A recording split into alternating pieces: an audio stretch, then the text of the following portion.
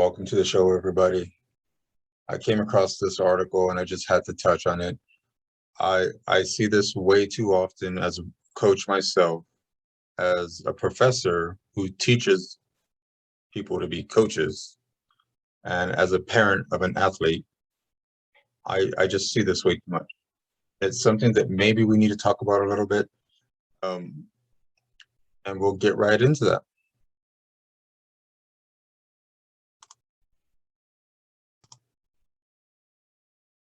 So as I went through this video by Fred Bowen in the Washington Post, he touches on a lot of big points about the state of youth sports today. Now, in several of the classes that I teach, I often talk about the fact that 70% of youth athletes quit sports by the age of 14. Right. So, I mean, if you really break that down, if you gotta look at the research on that, though, and you really think about, okay, so is it the coaching or is it the fact that at the age of 14, most kids are going to high school and there's no longer, these A and B and C teams for middle school players going into high school, right? There's a freshman team, maybe a B team, freshman basketball team, right? So the availability of spots is dwindled by the time they get to high school. So that plays a part of it, but kids are choosing not to play anyways, right? So the kids are choosing not to play these sports when they get to high school, even though there's less sports, but it matters sometimes of not wanting to bother to even try out because they know that this athlete or that athlete's going to get playing time above them anyways, or maybe they won't even get a chance to make the team. Right? So there's that kind of that idea behind it where I'm not going to try so that I'm not embarrassed when I don't succeed, right? And the definition of success is kind of iffy too when you talk to a bunch of coaches, right? So my definition of success has never been about winning, but you're gonna get that one coach who's watching this video that says that's what losers say, right? So take that with a grain of salt, if you will, but that's typically my view. My view has always been about what I've researched. Well, I take that back. I've only done minimal research, right? I'm just a dissertation, a PhD student working on a dissertation, so I've done minimal research.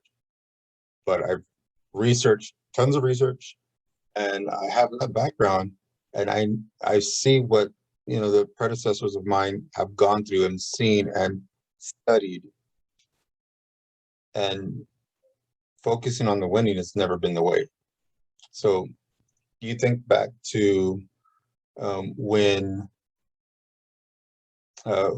when Little League was created, right? You look at how Little League created, and let me take a quick look at this real quick so you can get a look yourself. So we go here to the Little League website, and they give a little bit of a background about it. And of course, they got to paint a little pretty picture of themselves about it. And then, I mean, I'm not saying there's any bad people behind the Little League, right? I mean, let's be honest, it's a money-making thing, right? Sports. But back in 1938, Carl Stokes had the idea, right? And he created this idea based on the kids that he saw playing. Like, hey, let's give them something to do to keep them out of trouble, give them something to do during the summer. And it was just a program that just didn't have a name, like it says right here. No games were played. But at a certain point, let's see if it talks about it here, but at a certain point, it got bigger. More kids were involved, and that's what you want. You want more kids involved. You want to be an influence on a larger amount of kids. But what happened was it got too big for just Carl Stokes, right? So people started taking over. All of a sudden, there's a World Series, Little League World Series, and it got away from him. The inventor, the creator, the founder of Little League left Little League because of this. That started taking a turn away from the original idea, the original reason for the creation, right? Doing right by kids, teaching character traits, those types of things. And it went straight into let's try to win a Little League World Series. So when you look at it today and you see these select teams and these travel teams, and you have 8-year-olds, wearing, a fake World Series ring for some 6-team tournament they won. We could say that it's getting a little bit out of hand here.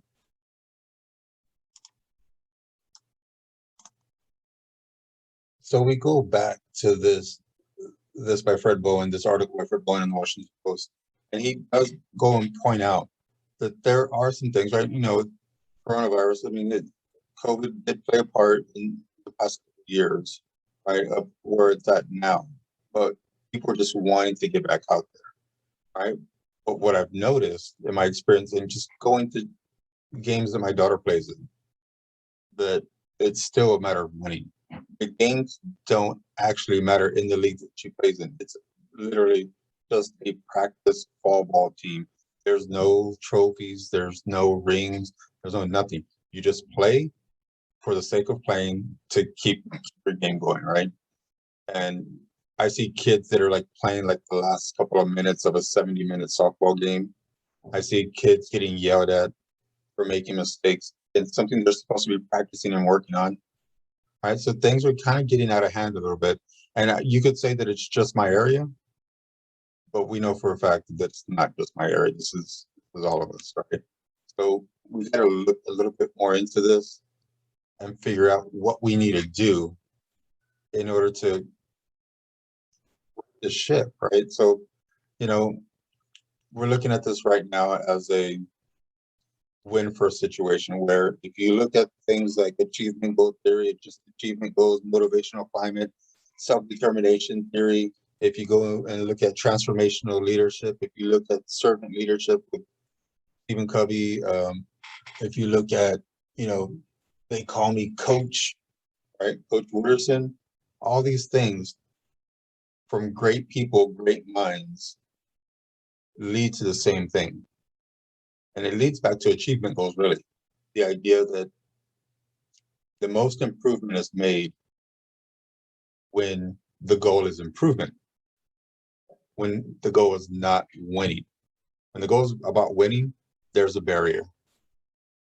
Because it's the mere act of winning. You can play horribly and win. And you can play great and lose, and we all know that.